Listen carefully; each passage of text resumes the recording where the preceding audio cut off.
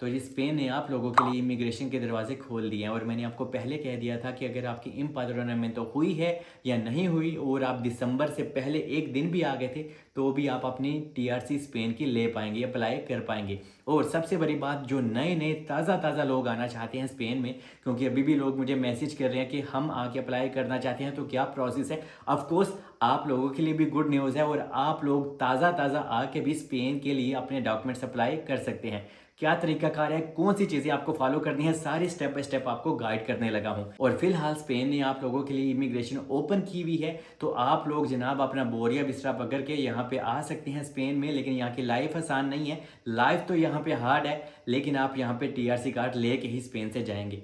Anyway, अगर तो आप न्यू हैं चैनल को ज़रूर सब्सक्राइब कीजिएगा। और ये लाइन मैं कभी भी नहीं बोलता, 50 वीडियो में कोई 2 से 3 दफ़ा बोलता हूँगा, क्योंकि मैं हमेशा वीडियो में इतना इन्वॉल्व हो जाता हूँ कि मैं अपने मतलब की लाइन कभी नहीं बोलता, क्योंकि आप लोग ऑटोमेटिकली ही सब्सक्राइब कर देते हैं। सो बहुत बहुत शुक्रिया आपका।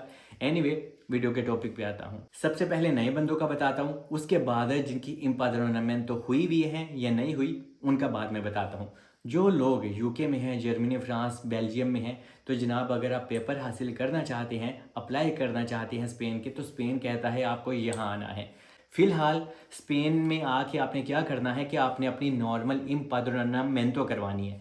इम्पाद्रोनामेंटो क्या होती है, आसान लफ्ज़ों में प्रूफ ऑफ एड्रेस। मैं और आसान कर देता हूँ आपको समझाने के लिए। ये आपको हर हाल में स्पेन में आने के बाद आजकल करवानी है, जो ताज़ा ताज़ा नए नए लोग यहाँ पे आना चाहते हैं। मिसाल के तौर पे ये मेरा घर है, मैं स्पेन में यहाँ पे बार्सिलोना में रहता हूँ या मैद्रिद में रहता हूँ, तो आप लोग मेरे पास आते हो और मुझे आके कहते हो कि यार आप क्या मुझे अपने घर का एड्रेस दे सकते हो। अगर मैं अच्छा इंसान हुआ तो मैं आपको दे दूंगा, अगर मैं बहुत बुरा इंसान हुआ जैसे कि यहाँ पे एजेंट लोग करते हैं, तो मैं आपको कहूँगा हाँ भाई ज़रा थोड़ा मिठा ते पाओ। तो हो सकता है कोई इंसान आपसे 500 यूरो लेता है, कोई 1000 यूरो लेता है। तो जनाब इस तरह से स्पेन की लाइफ होती है कि आपके पैसे लगते हैं आजकल आपकी इम्पाद्रोनामेंटो होने के लिए। और अगर आपका कोई यहाँ पे दोस्त या रिश्तेदार है तो उसको ज़रूर आजमाएं, क्या वो आपकी इस काम में हेल्प कर सकता है, क्योंकि स्पेन में सिर्फ आपको इम्पाद्रोनामेंटो ही चाहिए और इसके लिए आपका पासपोर्ट वैलिड होना ज़रूरी है। और यहाँ पे एजेंट लोग भी होते हैं कि जो आपको कहते हैं आप यूके में ही रहो, जर्मनी में ही रहो, हम आपका प्रूफ बनवा देंगे या फिर हम आपकी इम्पाद्रोनामेंटो करवा देंगे। तो खुदारा don't do any illegal things, ऐसा बिल्कुल नहीं होता। और आप ऐसे एजेंटों से भी बचें, क्योंकि यार यहाँ पे इंसानियत नाम की कोई चीज़ नहीं है, ज़ीरो इंसानियत है यहाँ पे। क्योंकि यहाँ पे लोग, एजेंट लोग आपको कह देते हैं हाँ हाँ भाई, प्रूफ भी सेंड कर देते हैं आपको एडिट करके, ये कोई बड़ी बात नहीं है। तो इस वजह से हकीकत क्या है, आपको खुद यहाँ पे आना है, आपको सारा काम अपना खुद करवाना है। आपको अपने लिए कोई बंदा ज़रूर देखना है जिससे आप डील करो, या कोई अगर आपका दोस्त है तो वो आपकी इम्पाद्रोनामेंटो करवाने में आपकी हेल्प करे। और जब आपकी इम्पाद्रोनामेंटो हो जाएगी तो ये आपकी 2 साल चलनी चाहिए और 2 साल आपको यहीं पे रहना है स्पेन में। अगर आपको रेजिडेंसी लेनी है तो इम्पाद्रोनामेंटो करवाने के बाद आपको भागना नहीं है। बहुत ज़्यादा लोग एग्जिट कर जाते हैं, तो ऐसा बिल्कुल नहीं करना, क्योंकि स्पेन का सिंपल सा लॉ है।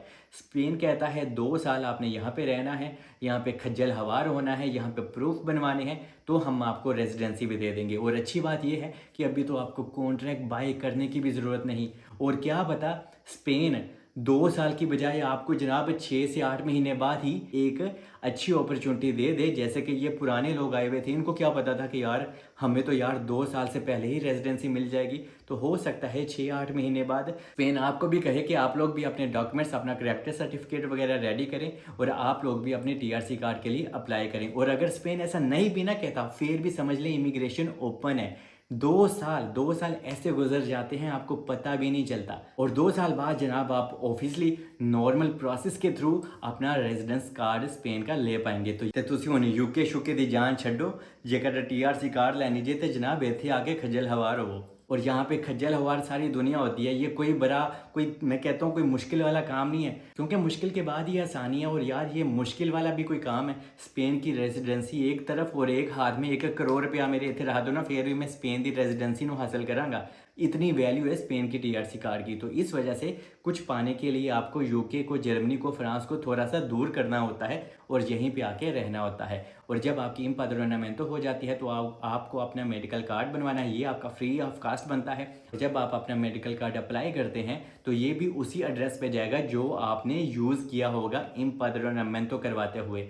और मिसाल के तौर पे अगर आज आपने अपना मेडिकल कार्ड अप्लाई किया है जो कि फ्री ऑफ कास्ट अप्लाई होता है, तो इसको आने में आजकल 1.5 से 2 महीना भी लग रहे हैं। और उसके बाद आपने अपना लाइब्रेरी कार्ड बनवाना है, और जब आप यहाँ पे रहेंगे तो मेट्रो कार्ड वगैरह आप ऑटोमेटिकली बना ही लेते हैं, और हर एक प्रूफ आपका ऑटोमेटिकली बनता चला जाता है। और जब आप लोगों का मेडिकल कार्ड बन जाता है तो उसके बाद आप लोग अपना चेकअप भी ज़रूर करवाएं, और ये फ्री ऑफ कास्ट यहाँ पे चेकअप होता है। इंडिया पाकिस्तान की तरह आपको पैसे देने नहीं होते।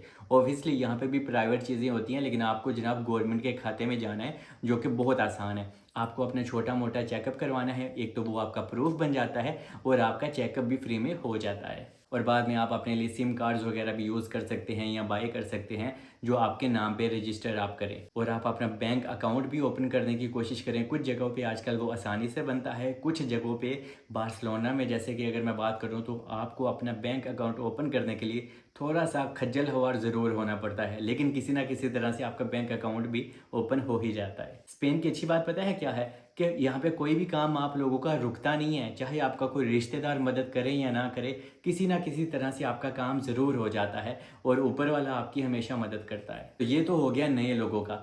अभी आपको बता दूं कि जो लोग यहाँ पे पहले से मौजूद हैं और वो दिसंबर से एक दिन पहले आए थे, समझ लें कि आप यहाँ पे 24 दिसंबर को आपकी इम्पादोरनामेंटो हो गई थी 2025 में, तो आपके पास टाइम है जनवरी, फरवरी, मार्च, अप्रैल, मई, मतलब कि 25 मई तक जनाब आपके 5 महीने पूरे हो जाएंगे।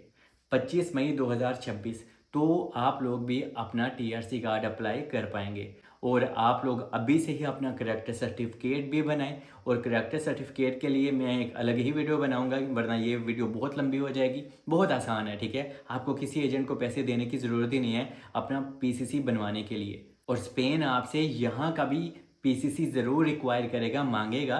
फिलहाल आज तो 4 फरवरी है, लेकिन आने वाले 2 से 3 महीनों में ज़रूर एक आर्टिकल नया आप लोगों को देखना होगा, जिसमें पूरी इन्फॉर्मेशन होगी कि हाँ भाई स्पेन का भी पीसीसी आपको चाहिए। लेकिन फ़िलहाल आप इंडिया, पाकिस्तान, नेपाल, बांग्लादेश जिस भी कंट्री से हो, आप अपना पीसीसी अभी ही बनाने के लिए कोशिश करें, अपने डॉक्यूमेंट्स वगैरह, क्योंकि रश बहुत ज़्यादा बढ़ता चला जा रहा है। तो आपको अपने डॉक्यूमेंट्स आज से ही अप्लाई कर देने हैं। तो जिनकी इम्पाद्रोनामेंटो हुई भी थी उनको तो टेंशन लेने की ज़रूरत ही नहीं है, और जिनकी इम्पाद्रोनामेंटो नहीं हुई या उनको सीता नहीं मिल रहा था, क्योंकि बार्सिलोना में, मैद्रिद में आपको आजकल सीता भी लेना होता है। सीता क्या होता है, स्पानिश में हम सीता बोलते हैं। आपको जनाब अपॉइंटमेंट, सीता मीन अपॉइंटमेंट लेनी पड़ती है, जो कि आजकल थोड़ा सा मुश्किल से मिलती है।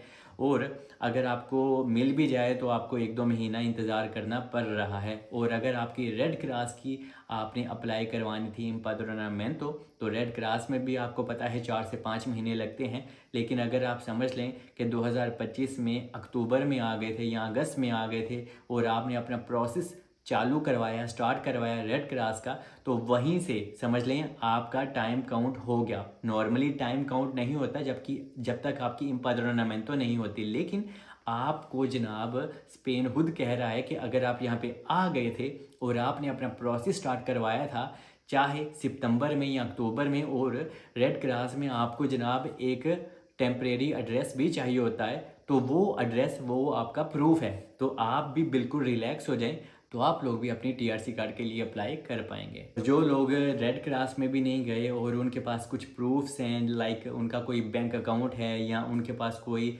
उनकी ट्रैवल टिकट्स हैं, ट्रैवल टिकट्स में इनके ये नहीं कि आप टूरिस्ट वीज़ा लेके यहाँ से, इंडिया पाकिस्तान से यहाँ पे आए थे स्पेन में और बाद में एग्जिट करके, ये नहीं, प्रॉपर तरीके से अगर आप यहाँ पे रह रहे हो स्पेन में, तो आपके पास आपका मेडिकल कार्ड होगा किसी तरह से, आपके पास लाइब्रेरी कार्ड होगा, या अगर आपने किसी ऐसी जगह पे रजिस्ट्रेशन अपनी करवाई भी है जहाँ पे आपका पुरानी डेट्स में नाम हो, तो जनाब अगर आपकी इम्पाद्रोनामेंटो नहीं हुई फिर भी आप अपनी टीआरसी कार्ड के लिए अप्लाई कर पाएंगे। या अगर आपका कोई ट्रेन का, मेट्रो का पास बना हुआ है, ये भी आपका एज अ प्रूफ ही काम आएगा। तो इससे ज़्यादा आपको और क्या चाहिए। देखा जाए तो ऑलमोस्ट स्पेन ने सब लोगों के लिए दरवाजे ओपन कर दिए हैं, और स्पेन 4 से 5 लाख बंदों को जनाब लीगल करेगा। और जो पुराने यहाँ पे रह रहे हैं उनको तो करेगा ही, लेकिन ऑब्वियसली अभी लोग नए नए भी आएंगे, ऑब्वियसली आना भी चाहिए, क्योंकि अगर आपको टीआरसी कार्ड लेना है तो आपको यहाँ पे आके थोड़ा सा तो लाइफ को हार्ड सामना करना ही पड़ेगा, और जब ही आपको फिर टीआरसी कार्ड भी स्पेन की मिल जाती है। और मेरा कज़न भी आया था यहाँ पे नवंबर में, उसकी भी इम्पाद्रोनामेंटो बार्सिलोना में हो गई, और क्योंकि हमारी फैमिली यहाँ पे है तो कुछ भी पे करने की ज़रूरत नहीं पड़ी थी, शुक्र है अल्लाह का। लेकिन उसको क्या पता था कि यार मुझे इतनी अच्छी गुड न्यूज़ मिल जाएगी स्पेन की तरफ से, क्योंकि इसके मन में भी यही था कि 2 साल मुझे इंतज़ार करना होगा, तब कहीं जाके मैं अपने पेपर अप्लाई कर पाऊँगा। लेकिन नवंबर गुजरा है, दिसंबर और जनवरी में इसको गुड न्यूज़ मिल गई कि हाँ भाई, अभी तो स्पेन ने सब लोगों के लिए अपनी इमिग्रेशन ओपन करके रख दी है। तो इसी वजह से जनाब स्पेन में आपको आना चाहिए। यहाँ पे थोड़ी सी लाइफ हार्ड है स्टार्ट में, बाद में आप लोगों के लिए आसानी ही आसानी होती है। और मुझे लगता है कि मैंने आपको इस वीडियो में सारी की सारी चीज़ें ही गाइड कर दी हैं। अगर मैं फिर भी कुछ मिस कर गया हूँ या स्किप कर गया हूँ, आप कमेंट्स में लिख सकते हैं। कोशिश करूँगा या तो रिप्लाई दे दूँ या फिर उसी टॉपिक के ऊपर वीडियो बना दूँ। बाकी आई लव यू ऑल, मिलते हैं नेक्स्ट वीडियो में। Stay bless.